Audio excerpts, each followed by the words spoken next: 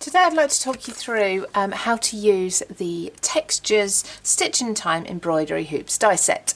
Again, I adore this. This is so much fun to use alongside the embroidery flowers stamps, the paper pack, the sewing tools die set. You can really bring everything together to make really fun shaped cards, or cards that are completely flat like your usual square cards or rectangle cards, but with a fun embroidery hoop on the front. Now you can really enjoy getting into adding stitching and sort of soft craft effects.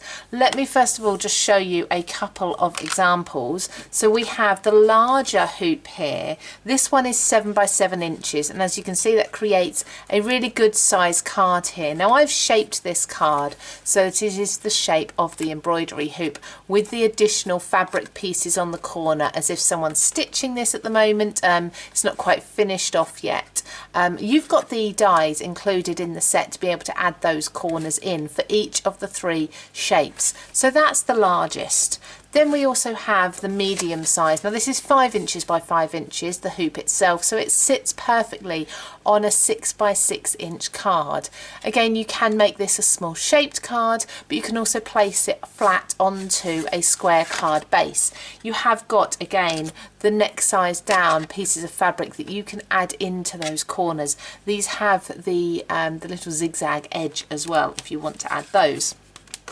And then we have the smaller embroidery hoops, and I think these are so much fun to place together. So I've got these all in a row with different colours, with a little with love banner and the scissors in there from my grey board pack.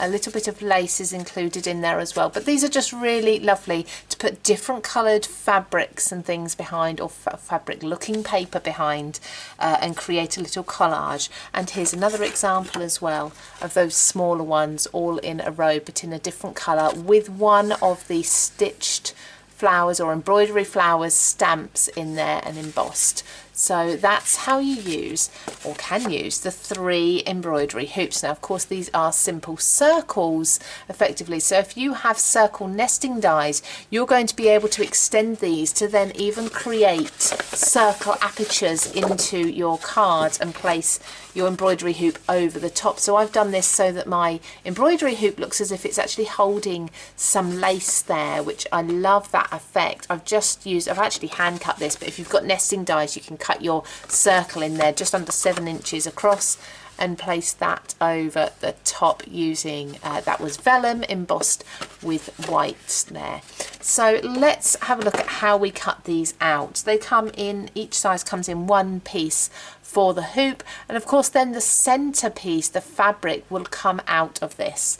So I'm going to cut this twice to get the 2 different colors. First from a colour that your embroidery hoop may be, so I'm just going to cut this through in a larger machine. Because this is 7 inches by 7 inches, you will need your something like a Big Shot Plus or your larger die cutting machines.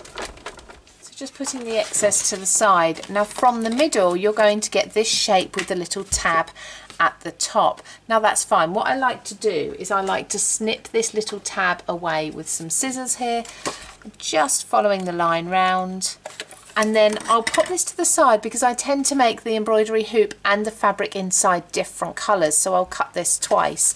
But I'll keep that because another time I may want to place this inside a different coloured hoop for the fabric. So keeping that there, and then just inside of our hoop you can see here we have got our cardstock. So let's just use one of the release holes to pull that away, and there we have our hoop.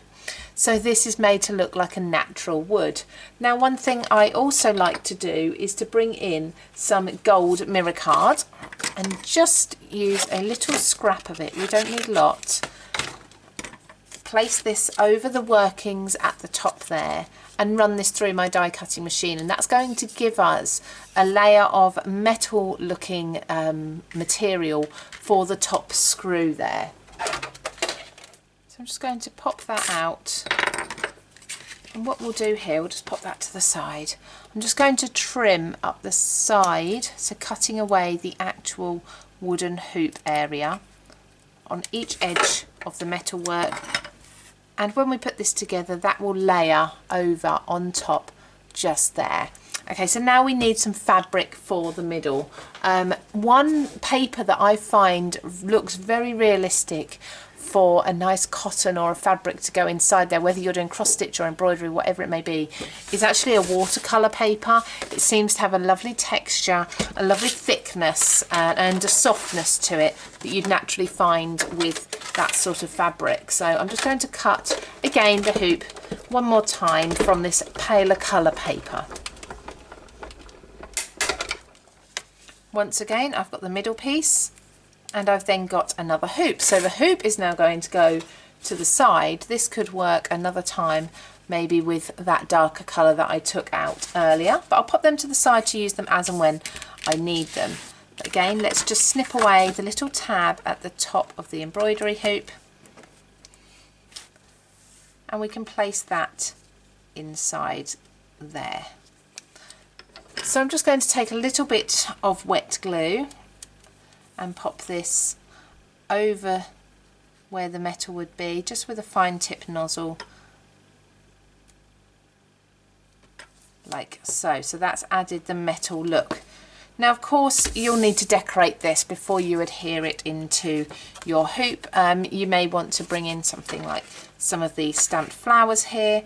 There we go, that just looks lovely, doesn't it? And again, you can then add in the corners. So for the 7-inch hoop, you're going to use the larger corners, and so on for each of the smaller hoops and corners. So you'll need to cut this 4 times. And one thing I love to do, if I just show you on this one, so this is all cut separately, when I glue them, I just tuck them under the frame there as I glue this to my card base, whatever it may be. And I like to just roll and crease them a little bit so they look like naturally, just like some fabric sort of flowing, and a little bit sort of a little bit of movement to it there. So that's what I've just done with that one, and you can do the same here. So that's how you can use your embroidery hoops dies, the 3 different sizes. You can mix and match them, of course, with everything in the Stitch in Time collection from Textures, but you can also mix them with lots of other things that you'll have at home as well.